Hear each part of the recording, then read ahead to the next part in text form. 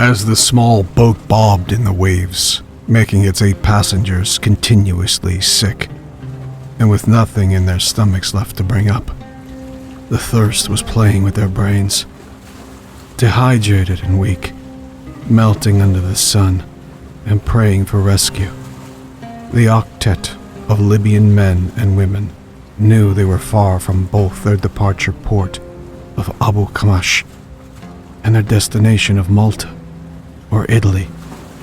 It was 2 days since they crawled into the small wooden boat in the cover of night. They remained optimistic through terrible expectations. 3 of their passengers, all much older people, had died along the journey and were cast overboard after being prayed over. Hassam was the de facto leader of the group. He was meant to somehow inspire the courage of Muhammad, Ibrahim, Khalid, Fatima, Marwa, Tariq, and Yunus. He kept watch most of the day while the rest huddled under the blankets, covering themselves from the exposure of the sun. They were very thirsty, and the hunger was maddening. It had been 2 days, and although they fasted each Ramadan under long sunlight hours, it was never as bad as this. They had evaporated their rations not long ago. The expectation was to be rescued or reach land by now. They feared that they may have gone off course. They were fortunate to not have encountered difficult waves in the Mediterranean, but if they did not find help soon, they would succumb to a painful demise, one by one. They prayed and prayed for any sight of land. It didn't come. It never came.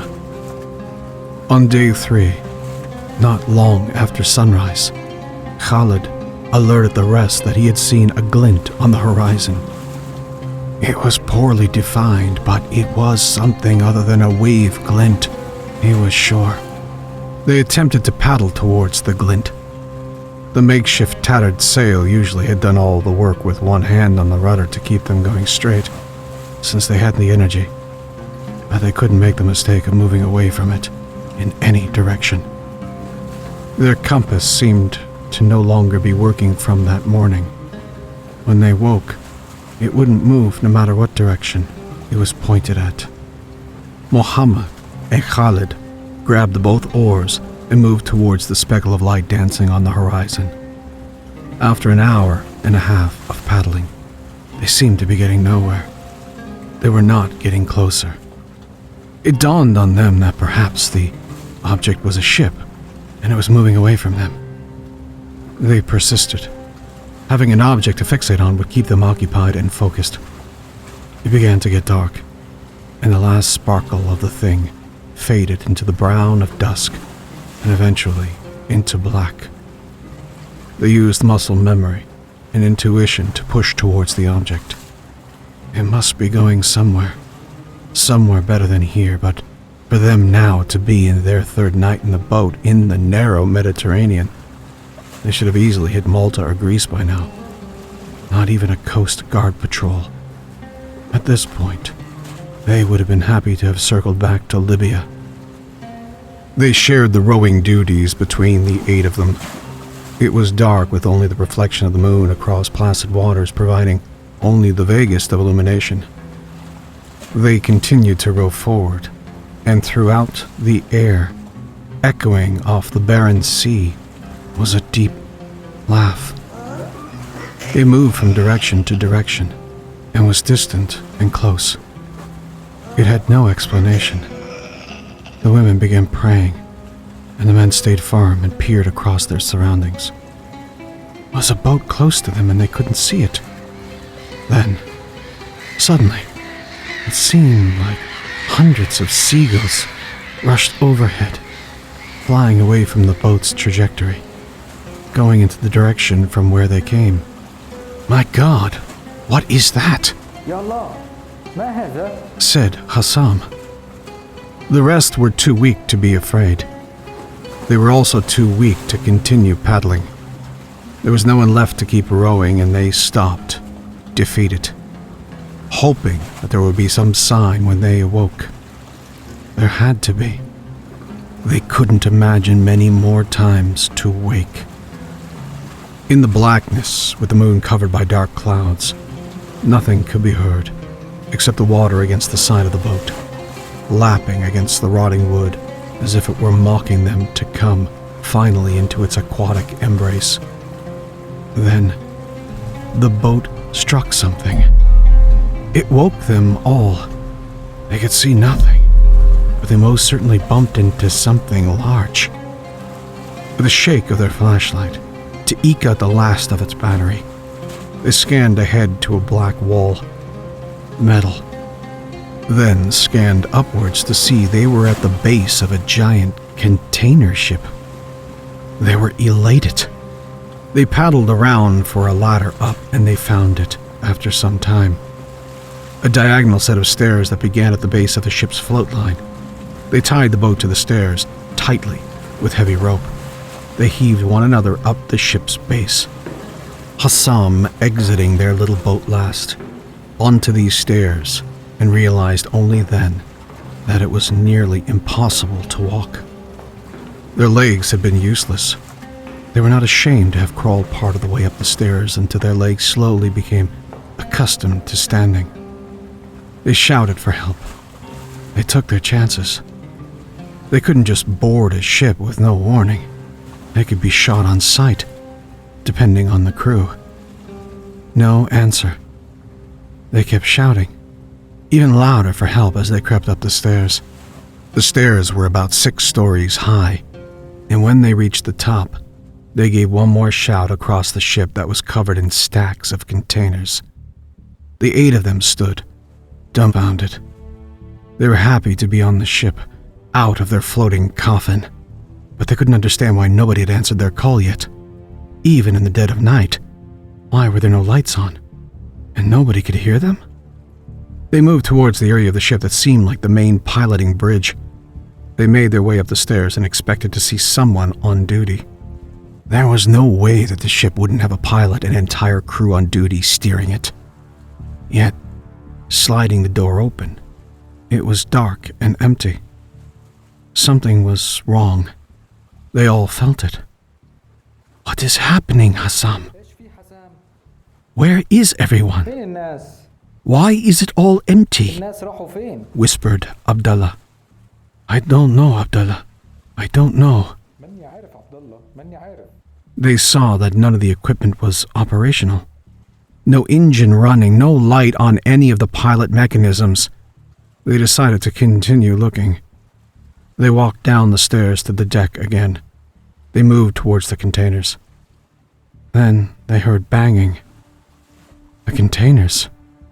Something was banging against the inside of the containers. There were hundreds of containers, labeled with different English names, some Italian, others Japanese. The rest they couldn't see because they were enveloped in darkness. The weakest light was offered by the moon, and while the banging was intermittent, it didn't cease. They wondered, since they could not drive the ship, and there were no people, they had to make a decision to look for food and something to drink and get back onto their own boat, or remain until rescue came. They didn't feel safe, however. Fatima told the rest that it was time to go. Muhammad said they needed to find something to eat and drink first, and then agreed that they should leave. Something was not right. Beyond the craziness that this was an abandoned massive container ship carrying hundreds and hundreds of cargo boxes. Least of all, the mysterious banging that sounded wrong. They moved quickly towards the stairs below, next to the bridge ramp. They searched the rooms. Again, empty. Nobody. Not a soul. Perhaps we should split up into 2 groups and meet back here in 30 minutes. 2 groups, Tarek suggested. Yes, let's do this. تمام خلينا نعمل كده. Ibrahim and Hassam agreed. Muhammad, Fatima, and the rest nodded. The halls below deck had doors lining each side and then led to more halls with more doors. They were looking for the kitchen, and luckily, Very small red emergency lights in the ceiling were providing some visibility. Muhammad, Marwa, Tariq, and Khalid went in one direction, while Hassam, Ibrahim, Fatima, and Yunus went in the other. Muhammad's group walked slowly away from the primary hall and carefully opened each door. Empty rooms. Some blankets and clothes, but no food or water. Just crew accommodations. Empty. Some beds made, some a mess. Some items that appeared to have been in mid-use, like an iron on a shirt. Wedding rings on night tables. The only signs of life that they saw on the ship was a small tank with a few half-dead fish moving around some fully dead fish that had made their way to the top of the green water below it. They weren't hungry enough to eat rotting goldfish in algae-infested water. They kept moving down the hall, checking each room, taking blankets and any useful items they could find, searching for a pantry, kitchen, or mess hall. Some of these migrant travelers exchanged the thought that the ship was breathing. Murky exhales that were gone before one could identify their existence. They opened cabin closets and searched under beds in the cabins, seeing nothing in the darkness. As they moved to the next room, the battering began up above, and this time, it was apparent that it was coming from multiple locations across the boat's hatch covers on deck, including perhaps the holds below. This alarmed them more than to have given them any faith that someone might be up there. They held motionless until it stopped, and then gingerly continued. They found a large recreation room with billiards table and half-eaten apples, rotten, pints of beer. They could not drink even if they were not filled with fungus. Still unnerved by the thumping above, in the silence of sea, on an abandoned ship, they pressed on. Assam and his group checked all the rooms they encountered, mostly equipment and engineering rooms, and then a door with stairs down to the engine room. They descended until they got halfway into the blackness below. They heard a sound, like a metal tool hitting the floor and echoing through the cold, empty, immobilized room. They quickly backed out and shut the door and kept moving until they found the kitchen. Thank God, they all thought, and rushed to the pantry and picked apart the food that was not rotten and took as many cans as they could find and wrapped them into blankets, making a makeshift bag. They left the pantry with their treasure, nearly more than they could carry, but they were thankful. They exited into the hall and from the darkened end of the direction they had come from.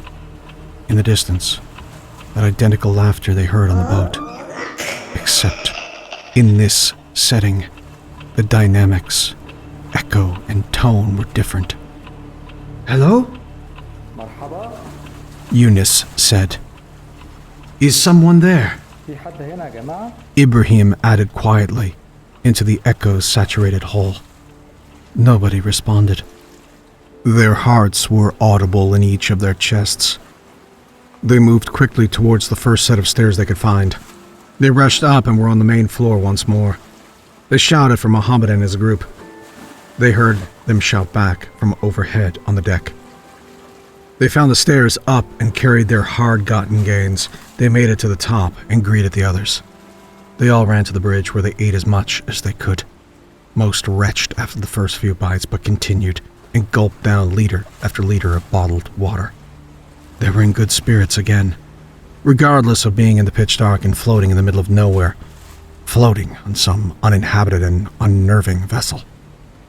How could so much be forgotten about? Marwa stated, pointing through the window at the containers. It doesn't make sense, added Fatima, shaking her head.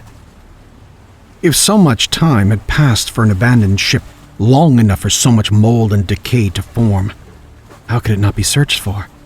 On this narrow sliver of Mediterranean, there would even be leisure crafts, helicopters, and planes seeing it in full view, floating unmanned, dark and clearly in distress. None of this made sense. but they took the positive of being fed finally. They now had to separate by gender to find the toilets. The food had not settled well, nor had the drinking water. It was to be expected after days with an empty stomach. They had some of their sense back, and somehow they simultaneously thought about the 3 old people that had died along the way. One had a heart attack, and the other 2 had died of thirst and exposure. Very sad that they couldn't have held on until now. They were close to being saved now, and they felt it. Marwa and Fatima told the boys that they would be right back as they looked for a washroom. Ibrahim and Eunice agreed to go first to find their own men's room in the other direction, as Ibrahim recalled passing one in the lower deck. Leaving the 4 men in the bridge, eagerly awaiting the other 4's return so they too could get to the washroom. "When I get to Europe, I'm going to open a carpenter shop," عارفين أنا لما هوصل هفتح محل نجارة. Tarek exclaimed in the silence of the bridge, smiling to Khalid, Hassam, and Muhammad. "I will go to school," أنا بقى هروح أتعلم. added Hassam, while Muhammad said, أنا نفسي بقى ألاقي زوجة. "I hope that I can find a wife," which caused the others to smile and then finally break out into laughter. The laughter was interrupted by a blood-curdling scream from behind the bridge. Rushing down the stairs, they continued to hear the screaming from the rear of the ship. They rushed towards Fatima, who was on her knees sobbing. She ran into the arms of Hassam, who held her by the shoulders and stared at her tear-soaked face. "What happened?" yelled Hassam. "Marwa, she jumped overboard," as she pointed again far down into the dark sea. They ran to the edge and peered down and saw nothing. Fatima clutched her prayer beads and sobbed. Fatima explained that Marwa and her had finished using the washroom, and when Marwa exited, she didn't speak. She stared ahead and walked mechanically upstairs, walking towards the rear of the deck, and still wouldn't speak despite calls to Marwa to stop and talk to her. Fatima continually asked what she was doing, and that she had to return to the bridge. She just kept walking, and when she reached the edge, she turned and looked at Fatima, laughed bizarrely, and jumped over into the water. Fatima was hysterical and pleaded that she could not stop her. It was too late. She was gone. Fatima sobbed that she had seemed possessed. Why would she just stare at her, laugh, and jump? The men felt helpless, staring over the side of the ship. There was nothing they could do. If they jumped, they could drown. They just shouted into the blackness of the ocean for her to respond. If there was a response, they could find a life preserver, something, and throw it down. They shouted, and nothing. "Why did she laugh? Why did she do that? مروة ضحكت. لماذا ضحكت؟ We need to get off this thing." يجب علينا أن نخرج من القارب في الحال. Fatima pleaded. "Calm down, Fatima. We will leave," فاطمة خلاص اهدي. خلاص هنمشي. Tarek said in a calming voice. All were shocked. They didn't know Marwa too well. They all knew each other very little except for the journey. They had boarded in Abu Khamash and were quiet until the older people faded into death, and they prayed together for them, and that grimly opened the channels of communication. They became closer as they began to suffer together, making small talk to distract from the thirst and the hunger. They cared enough for one another to want to get off the ship for their own sakes, and as they said some words from Marwa, they all returned back to the bridge to await Ibrahim and Eunice. Then they would leave immediately.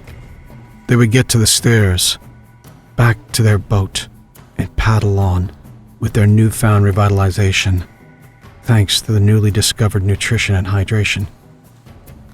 To maximize their fear and confusion on the walk back to the bridge where Eunice and Ibrahim would be waiting, permeating the dark, was further banging that most certainly sounded like something inside many of those metal ship containers wanting to get out. The rhythm of the banging was organic, not mechanical. The night was featureless. except for the intermittent metallic thuds. The ocean was even silent. The 6 migrants reached the bridge of the ship where they remained alone. No Ibrahim, no Eunice. They committed to waiting until they returned. Perhaps they hadn't heard Fatima's earlier distress, or they found something that distracted them.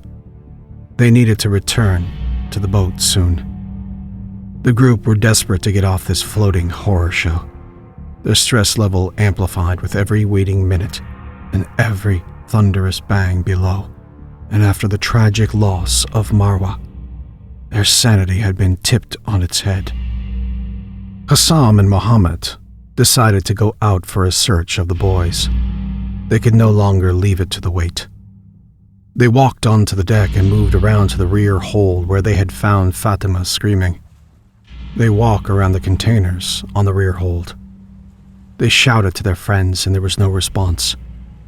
Then they pushed towards the front, and the first shout was met with a loud knocking near the containers. It shook them with a start. They kept yelling for the boys. Banging stopped immediately upon the question. Ahead of them, a wall of containers met the sky. Hard to imagine so much weight could remain afloat. They stood a good 30 meters back from the containers. They intended on walking around them and continuing to shout for Ibrahim and Eunice. They wouldn't let the unfortunate transport of what were probably live animals in these boxes freak them out. Assam shouted for Muhammad to shine a light to the far left of the containers. He saw something that surprised him but couldn't make it out. As Muhammad did, in a split second, something slid into the dark from the light, like a vapor. It was irradiated by the ambience of the night sky. They froze for a moment and walked backwards, more cautious in their alerts to Eunice and Ibrahim, but it had to be done. Then the banging began again. More subdued, but they had to make a choice to continue or go back to the rest. Slowly descending between stacks of boxes clear in the light. Slowly materializing shape, but fog-like. The shape of a man. They screamed and ran back. If the displaced boys were not back by then, they had to put their foot down and leave. This boat was immersed in the unexplained. Marwa's sudden madness, the banging from the holding tanks, and now this thing had terrified them. They would not tell the others about this. There was no reason to cause further hysteria. When they reached the bridge, they explained that they had to leave and that there was no sign of the other two. They couldn't stay. They explained without detail that it wasn't safe. The banging then rose up to a cacophony surrounding them. They felt terrible about what they were going to do, but they needed to get to their boat. They ran across the deck towards the descending external ship stairs, keeping watch around them. They carried their salvaged goods, and as they reached the stairs, anything below 20 or so steps were enveloped in blackness, but they began traveling down, and when they reached the bottom, they stopped, confused. Their boat was gone. The rope was still tied to the rungs of the stairs, but it was torn away, and their boat had vanished. They stood on the stairs, some breathing heavy and shaking in a distressed manner. They accepted that they now had no choice but to return back up the stairs. They gently ambled back up the stairs, and were halfway up when Tarek screamed violently, and as the rest turned to him, terrified of this alarm, they saw that something had wrapped around his ankle and was sawing around it, causing blood to fill the stairs and his feet. They couldn't see anything except what looked like a grayish hand with long fingers wrapped solidly around his ankle. Everything else from the wrist onward was faded into the black of night. Tarek continued to shriek in pain as the other boys grabbed him and tried to pull him away, but his leg was being yanked through the rungs of the stairs, easily 3 stores up from the water, which didn't dawn on them due to more immediate trauma. This thing, hear enough but parts shimmering in the flashlight had made one last yank and horribly had pulled Tarek through, snapping his pelvis, splitting Tarek's legs apart, and then with a final horrid scream, he was pulled into the blackness. The others screamed and tore up the stairs for fear of being next. They were now stuck on this ship and had to find another way off. محمد اكيد في مركب نجاة هنا ولا هنا. Mohammed, there must be a lifeboat somewhere. Panted Khalid, holding back his fear. Khalid, what do we do when we find one? بقى نسوي بمركب النجاة. Go into the water where that thing is? عايزنا ننزل المية بالمركب ده. Yelled back Mohammed. He realized that he was being unfair and put a hand on Khalid's shoulder and said, Let's just see if we can find one. They jogged back to the bridge where they locked the door, hearts beating fast and panting from a terrifying sensory overload. They sat and drank some water, and when they felt that they had composed themselves, they agreed to look for a lifeboat. As they trailed off their discussion, taking last sips of water to lessen the load of carrying more bottles, the lost Ibrahim appeared in the door window, not recognizing him instantly in the dark and startled by the sudden appearance of someone outside. Assam directed his flashlight at the bridge door window and identified Ibrahim, but was confused that he was alone. They gestured with half smiles for him to come in. They were all prepared to give him a strongly worded lambasting for making them search for him, and then tell him about Tarek and what horrible thing had befallen him. He stood, blank-faced. He just stared, wide-eyed at them. They yelled at him to get in. Their patience was wearing thin. They were too tired for these games. Then, as they stared at him, trying to figure out what was wrong, Ibrahim screamed an ungodly screech and repeatedly slammed his head into the door until it was covered in blood. The group shrieked in horror. They ran to the door to stop him, and before they could open the door, the final slam saw his skull fracture open, covering the door's window in fragments of bone mixed into dark blood running down the panel. They were horrified and opened the door as his near-dead body stumbled backwards over the rail and plummeted 8 meters to the deck. He was dead. Of this there was no doubt. They no longer cared to wait for Eunice, and the 4 of them ran towards the rear of the boat, where they would expect to discover a life raft. They didn't speak. They had a unified mission to get off that ship. Into the distance, at the side of the ship, near the largest group of containers, in the shadows, but noticeable enough, was the large lifeboat about 20 meters ahead. They ran towards it, but was stopped when a massive metal bang struck their ears straight ahead next to the lifeboat. They stopped and stared as the banging erupted until the doors flew open, revealing pitch dark inside, framed by the moonlight, charcoal gray surroundings. The metal container panels were wide open, and as the 4 stared, backing away slowly, a deep hiss emanated from the space. God help us. يا الله ساعدنا. Whispered Mohammed. Suddenly, immersed in the blackness of the giant box, now visible, was a vaguely whitish figure. It moved slowly forward, producing long, wispish arms that rose out of the box and latched onto the doors of the container to pull itself out. Slowly. It never became fully opaque. Then suddenly, more banging from so many more containers across the deck and the hold below. The figure marched slowly forward, appearing to the group, yet still partially transparent to the blackness of the box's opening behind it. Then, finally, Assam shone the light onto it. It covered its face, but the rest of it was slightly more ostensible. It had covered its black eyes with its ghostly forearm as a reaction to the beam of light. Its hands were long, with unsettlingly long-clawed fingers that were webbed together.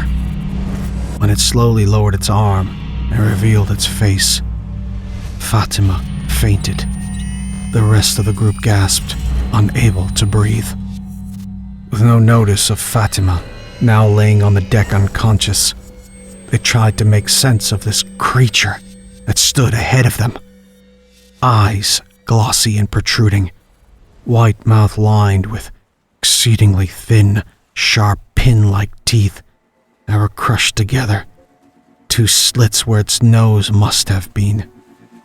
It had no expression, but stared into the light from over 15 meters away. It was not tangible, it seemed. It was a trick of the light as it pulsated into visibility and then disappearing into the blackness. Most incredibly, it was hovering inches off the ground. What is this? شو هذا؟ Grumbled Khalid in disgust. They had just noticed Fatima, picked her up and pulled her away to the bridge and locked the blood-soaked door. Their heads were bubbling with insane feelings. They found it hard to maintain their course with a maniacal laughing mixed into their thoughts. They escaped before this thing could penetrate their minds, as they must have done with Ibrahim and Marwa. The banging continued from all containers. Some were heard bursting open, violently. They were terrified. They had to get to the lifeboat quickly, and without any further thought. They got Fatima back up and conscious, and Hassam explained to her what the situation was in that she, Muhammad, and Khalid must make a run for the lifeboat and get into the water quickly, even if it meant the long drop down. A fleeting thought to Muhammad that immediately took hold was that there was, shockingly, no sign of dawn, despite the certainty of it being easily late now into the morning. So they knew that waiting for it wasn't an option, especially with these things, whatever they were, escaping these metal enclosures. They had to run. They checked the windows, peered across the deck and across any visible space, and although the banging still continued loudly, they ran. They sprinted across the wet deck, watching every dark shadow and looming movement.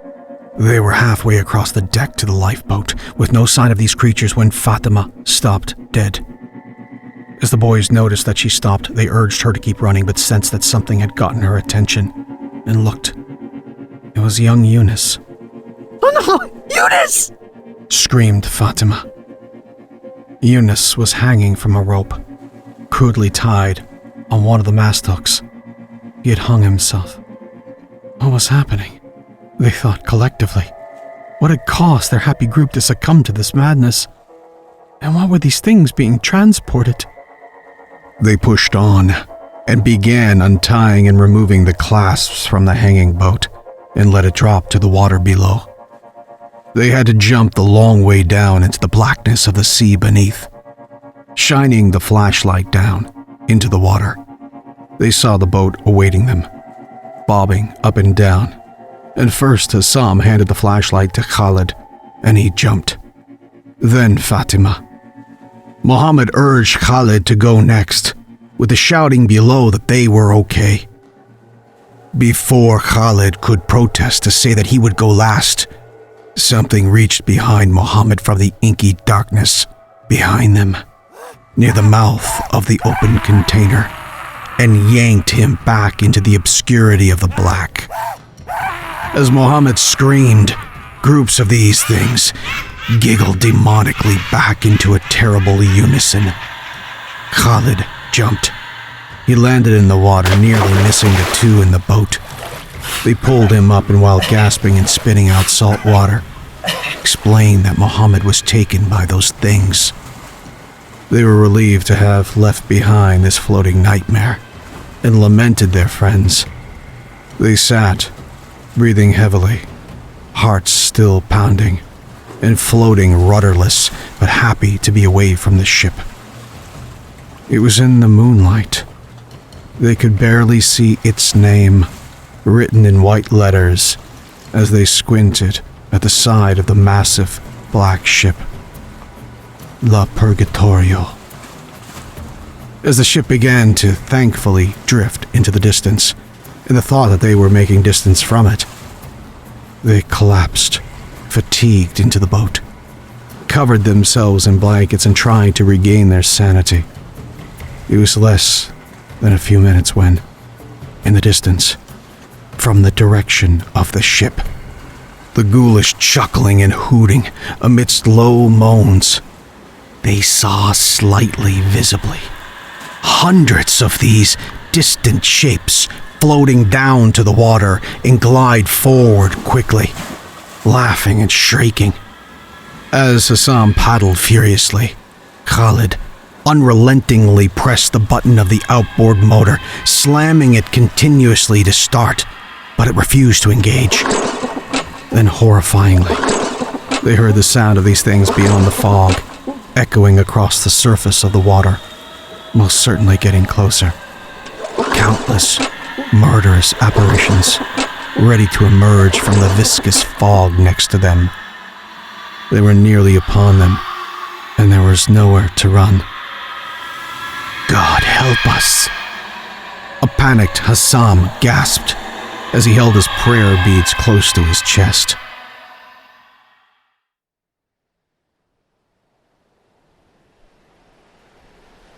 Weeks later, washed upon the beaches of Malta, a partially uninflated Zodiac lifeboat, empty.